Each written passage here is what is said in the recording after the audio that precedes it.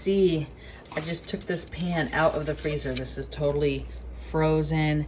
This is my leftover carcass. You can tell there's tons of meat. This is the second one. Tons of meat still, tons of bones, 2 carcasses.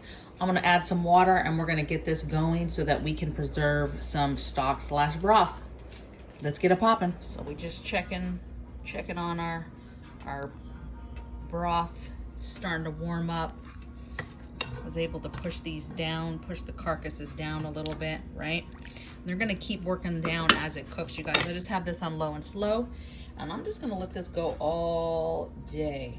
Ended up putting about another ½ gallon in, so I put in a total of 2.5 gallons into this pot, you guys. We're just gonna let her cook down. Maybe in a couple hours, I'll turn her up a little bit, but we're in no rush, baby. Let's get it. Okay, fam, so it's been about 4 hours, just continuing to cook down. Got a good little bit going, right? A little bit of a rumble, a little bit of a boil. You know me, I said I just add stuff, do stuff, and I felt like I wanted to up this broth in case I wanted to use it for somebody who was not feeling well. So I am going to, or I already did, I'll show you an insert right here, but I added a bunch of curry so that I could have all the properties that are in the curry, mostly the turmeric that is in there. And then I'm going to add a little bit of black pepper because I just thought this says turmeric, so I need to add that.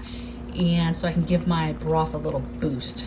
But you guys, this is coming off the bone. The meat that was left is coming off. It's kind of settling, and I plan to let this baby keep going. We ain't got nothing to do today except process this broth. So go on and get it. Let's get it. Make it the way we feel like making it. All right. Okay, fam. So I've got my broth. You see, it's almost like got some giblets in it. Nice and curry colored. I'm gonna go ahead and put it in my jars, which I've cleaned, and I like to put mine in the oven for a little bit too. And then we're gonna get them into the canner. Bring you back. So right now, taking a little bit of vinegar, white vinegar. You're always gonna wanna pour some vinegar, and so that when you're done with your jars, you can wipe them so that if you get any excess like fat, meat particles, whatever it is, you can clean that off. And then what I do with mine is I just pour the whole thing of vinegar right into my canner. And that helps the jars not get cloudy and nasty on the outside. It's much easier when you're trying to wash the jars afterwards if you've had a little bit of vinegar in the canner.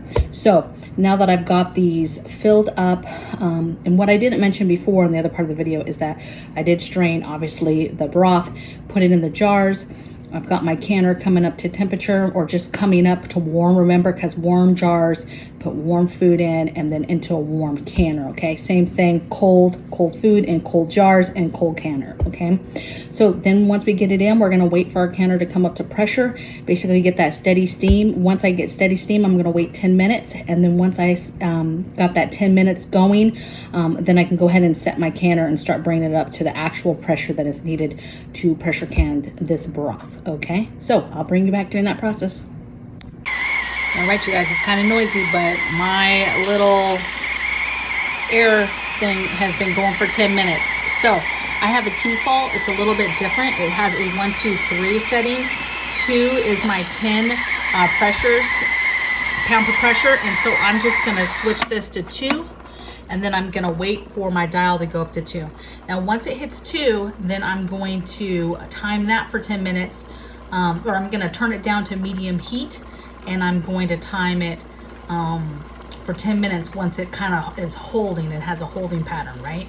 You might have to mess with your dial on your stove when you turn it down. So I turn mine down between medium and high, closer to medium, and let it hold at 2. And I let it time it for 10 minutes. And if it holds for 10 minutes, it's good. And you can start your timer for, depending on what jars you have. And we are gonna be doing, we have large jars, quart size and pint size. So we're gonna do it the longer time, right? And so we're going to be setting that for 90 minutes. So super excited.